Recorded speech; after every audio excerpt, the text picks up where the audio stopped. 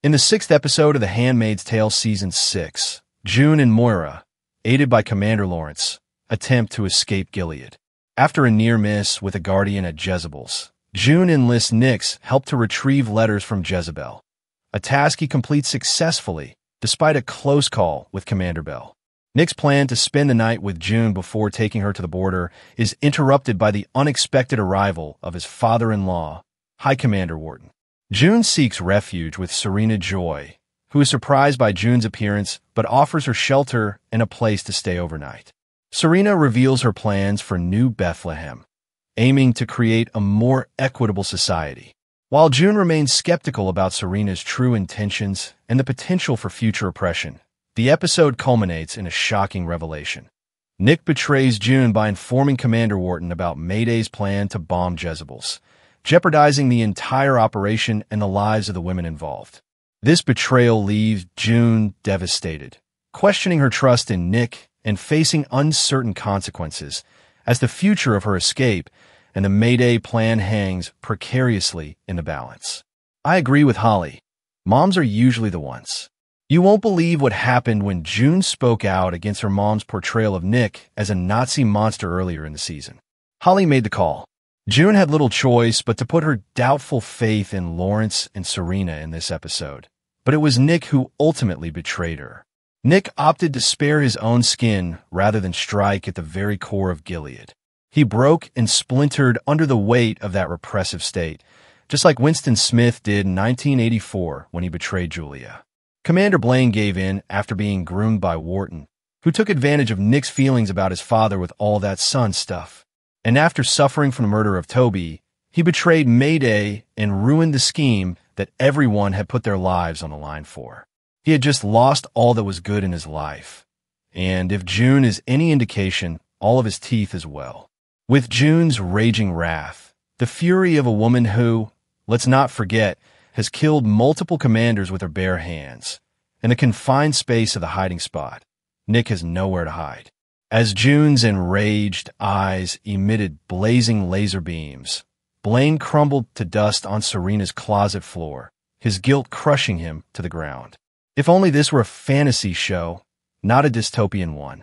As with all the carbonara chatter in that post-coital flashback, Nick's "let's move to Paris" madness was an attempt to cling to June for a fleeting moment longer. He knew he'd already lost her, just in time for the shocking conclusion to Nick and June's love story. The Handmaid's Tale has finally colored in Nick's character, who was previously simply a sketch. No matter how carefully she lets him out of the closet, she will never trust or forgive him again. And he will be at the top of their next hit list if Mayday finds out. We now know that Nick is a poor, troubled youth to whom Gilead bestowed social standing, financial security, a paternal figure, and hope for the future, because of his interactions with Wharton in that flashback. Given this knowledge, his capitulation to Wharton's pressure is hardly surprising. Just like Rita pointed out, being courageous isn't always as simple as June makes it appear. Wharton proposed to Serena, and she accepted. Has she made the cowardly choice? I thought it was funny to watch how much June's perspective irritated Serena. We all know that Serena will never have June's approval or Rita's affection, yet she seems to sincerely desire them nonetheless. Serena has no female friends, and hardly any friends at all. She appears to ignore the reality that the women she serves green smoothies to at breakfast were once her slaves, because she is so isolated and fixated on seeing her Gilead past in a positive light. Does anyone come to mind? Lydia? Oatmeal raisin. Is that correct? It's a good thing Janine didn't put that treat basket someplace shaded.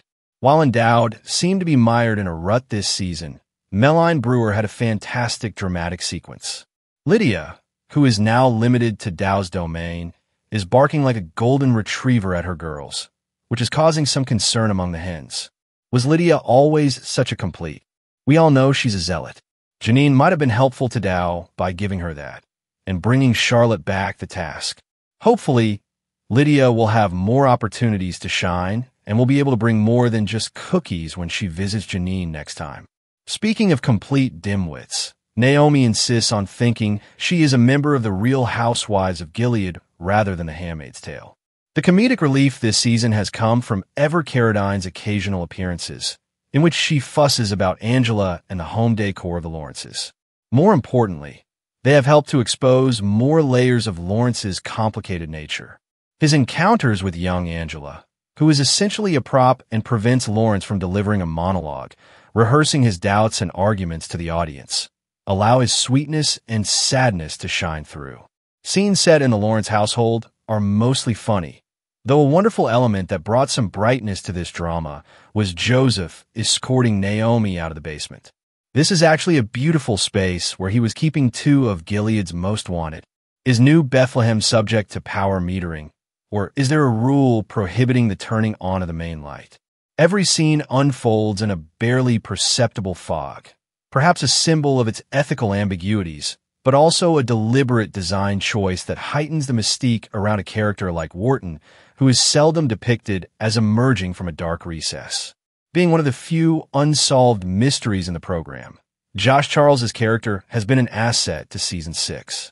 More modern or traditional, passionate or sociopath who drops love bombs. Wharton showed his manipulative skills to Nick in this episode, playing both sides of the law. Serena ought to exercise caution around him because he appears to have a perfect grasp on how to manipulate others to do his bidding. Serena knows it, judging by her frantic reasons for marrying him to June. As always, Yvonne Strahovski brilliantly portrays Serena's multi-layered vulnerability, uncertainty, haughty pride, and claws-out attack mode. So we're back to the closet scene with June and Nick. His treachery has prevented June and Luke from moving closer to Hannah and has increased the danger for all of the women in the penthouse, while unknowingly halting Lawrence's progressive reforms. He spared the life of the despicable Commander Bell. Does Nick have any chance of turning things around? Or is this it,